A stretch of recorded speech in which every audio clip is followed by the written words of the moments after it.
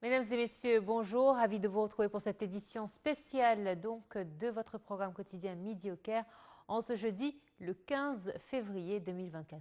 Spécial car effectivement, vous l'avez constaté, ce matin, le président Abdel Fattah el-Sisi a accueilli le président brésilien Luiz Inácio Lula da Silva pour sa première visite officielle depuis son troisième mandat présidentiel. Cette visite a pour objectif de discuter la crise à Gaza et la coopération entre les deux pays. Il s'agit de la deuxième visite officielle du président Lula en Égypte depuis 20 ans, sa dernière datant de décembre 2003. Il s'était toutefois rendu à Sharm el-Sheikh en novembre 2022 pour participer à la COP27.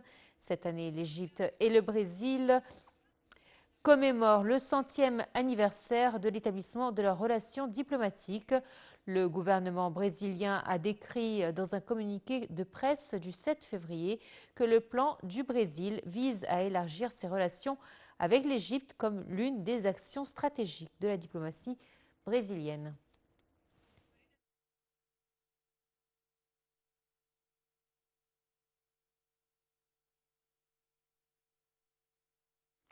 Alors, pour plus nous parler de cette visite, nous avons le plaisir d'avoir par téléphone la journaliste et l'écrivaine Madame Farida Choubechi. Bonjour.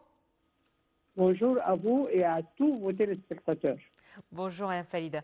Alors, cette visite, justement, nous constatons que ces 2 derniers jours, nous avons des visites de personnalités importantes, de personnalités, on va dire, avec un poids international très important. Ceci, je pense, renforce l'idée que l'Égypte est présente sur la scène internationale, qu'elle continue à agir sur la scène internationale et qu'elle est un acteur très important et essentiel. Évidemment, et même les idées de notre président sont, comment dire, sont prises par d'autres, par tous les États, parce qu'ils savent, tout le monde maintenant se rend compte que ce que dit le président, c'est la vérité, et c'est la seule solution, excusez-moi, pour les problèmes de la région. Et ça, nous avons vu qu'après 12 ans de l'interruption, et on a eu avant-hier ou hier la visite du président turc et aujourd'hui la visite du président brésilien. Et ça rappelle l'attitude de l'Égypte dans les années 60. Elle était vraiment le joyau de la terre entière. Et il y a beaucoup d'États maintenant qui essayent de rendre un peu à l'Égypte ce qu'elle a donné avant ça et l'appui qu'elle a donné à tous les pays qui étaient dans le besoin d'être appuyés. Et ça, on récolte ce que l'on sème, comme on dit. Et là, c'est très important parce que le Brésil, c'est un pays très important de l'Amérique latine. Et là, c'est vraiment, hier on a vu les résultats de la visite du président turc.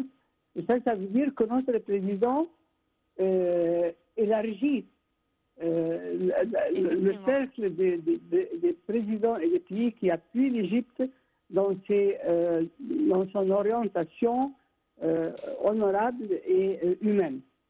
On constate, Madame Falida, que la géopolitique mondiale change. C'est-à-dire que les grandes puissances se transforment. On a l'impression qu'il y a toute une transformation. Aujourd'hui, les États-Unis, elle a perdu de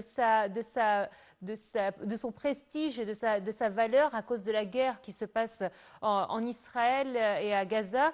On a l'impression que vraiment, il y a tout un changement géopolitique. Les petites puissances deviennent de grandes puissances. Les grandes puissances, elles, par contre, vivent une vraie crise économique qui fait qu'elles perdent de leur poids sur le plan international.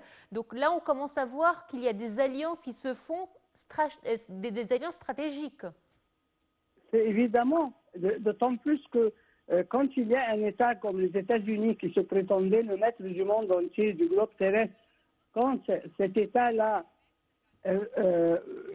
émet un droit de veto contre l'arrêt de de la guerre monstrueuse et sauvage à Gaza contre les civils palestiniens, ça lui a fait perdre beaucoup de crédit. Et là, c'est un pays qui s'imagine, le président américain s'imagine qu'il a le droit de tout faire. Non. Maintenant, le monde est éveillé. Et le monde, partout, on a vu un dégoût concernant l'attitude israélienne qui est appuyée à tort et à raison par les États-Unis. Et ça lui a fait perdre beaucoup de son prestige. Et ça, c'est normal et c'est ce qui devait arriver. Parce que quand on voit un État qui continue à aider Israël à tuer plus, après, il y a 100 000 à peu près de Palestiniens, à part d'Exode, qui sont entre morts et blessés, en plus de ceux qui sont sous les débris. Alors là, vraiment, c'est un État qui a pris une position dégoûtante et horrifiée par le monde entier.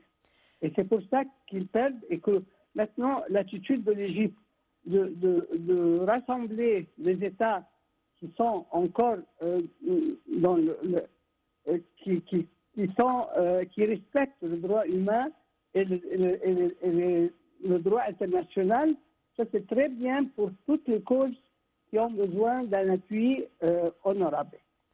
Madame Farida Choubachi, merci à vous d'avoir été des nôtres ce matin. Je rappelle que vous êtes journaliste et écrivaine. Merci à vous et ancien membre du Parlement égyptien. Tout de suite, une courte pause. On se retrouve tout de suite après.